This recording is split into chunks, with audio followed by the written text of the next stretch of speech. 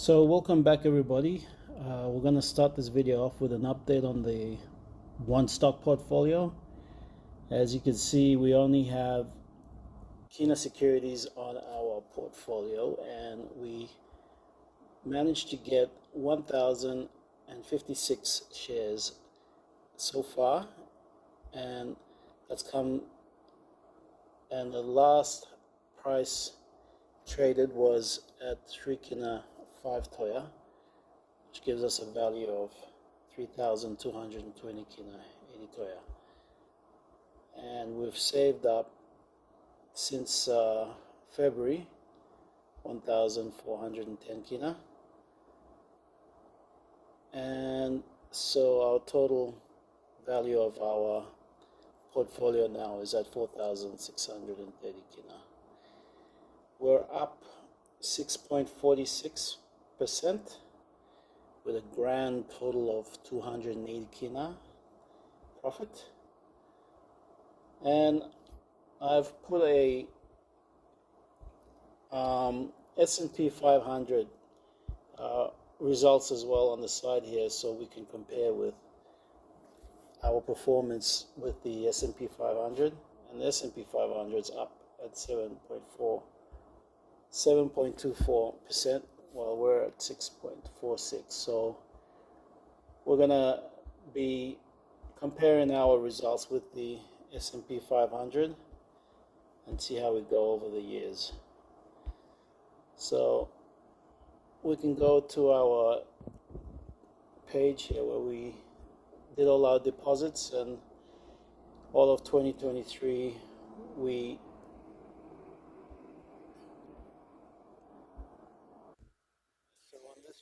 have our deposit.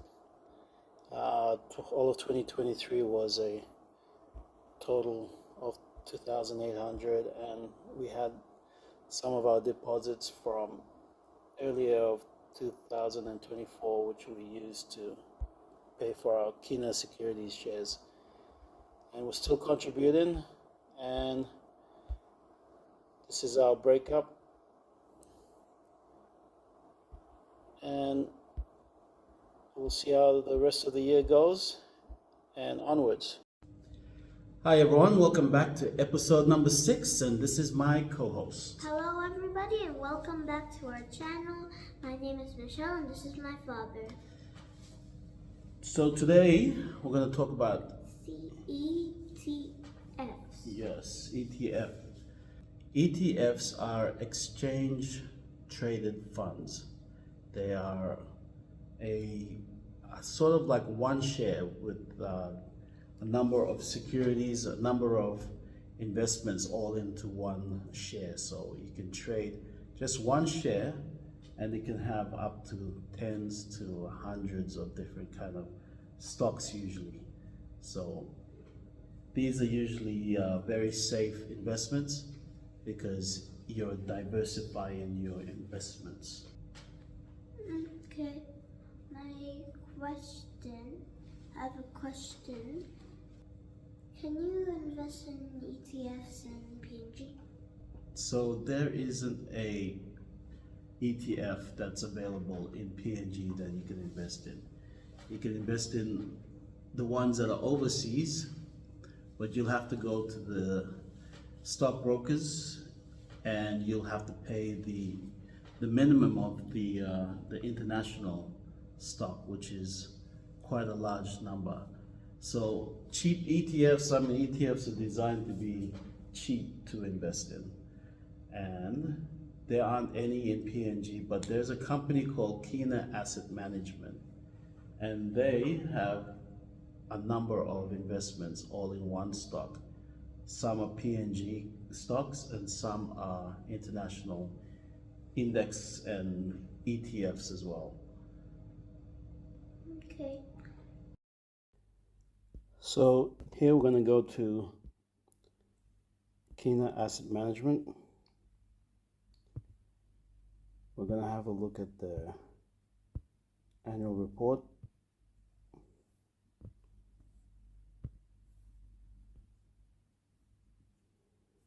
And I've already got this here on page 28, and this shows us all the different investments that Kina Asset Management are managing right now. So they got all the cash. At the top here, they got some government inscribed stocks. And then over here, we got your PNG stocks like BSP, Credit Corp, Kina Securities, City Pharmacy, and then your Australian companies. There's quite a few there. So it's got a good range of different kind of companies in different sectors.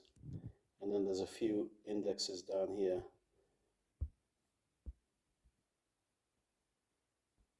BlackRock Wholesale International, Indexed Equity Fund, and Vanguard International Shares Index. So when you're buying the Kina Asset Management, you're buying one share that has all these different investments all in one share. This is another question. Since Papua New Guinea doesn't have ETFs, what is a good substitute? So a good substitute is that alone. One thing you can do is to buy that Kina Asset Management share, or you can buy a group of each of the stocks that's on the PNGX.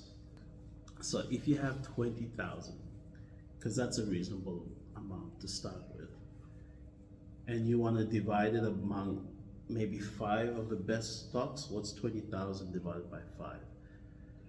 That's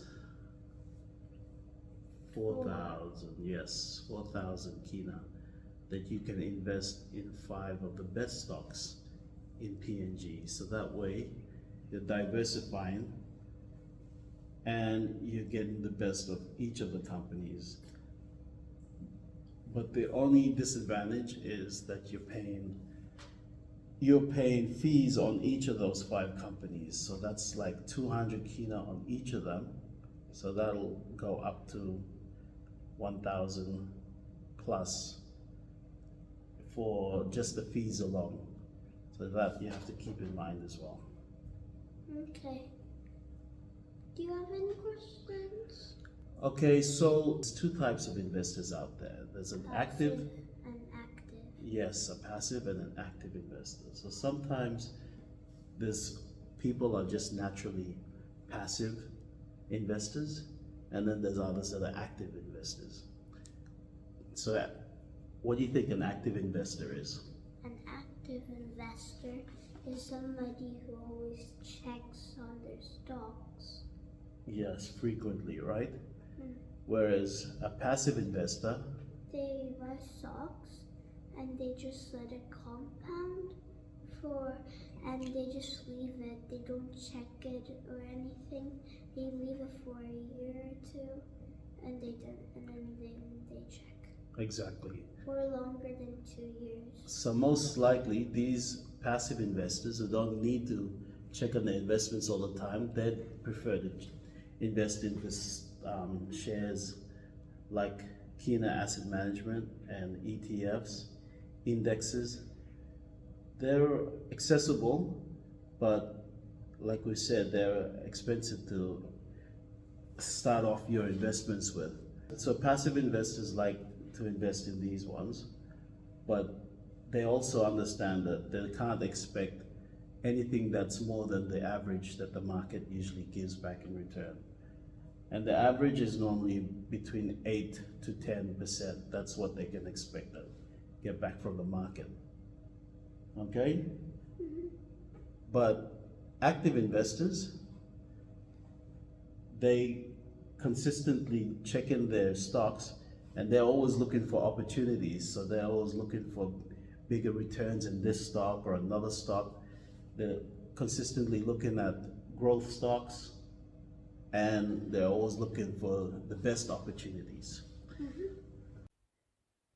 interested in a more tech-oriented ETF, there's one called FANG, and this is more related to all the fast-growing tech companies on the US stock market. You got these 10 here: Tesla, Apple, Facebook, Netflix, Amazon, Microsoft, Google, Snowflake, Broadcom, Nvidia. So there's two stockbrokers in PNG. One's called Kina Wealth Management, and this is the website here, and it's got some information here. Frequently asked questions.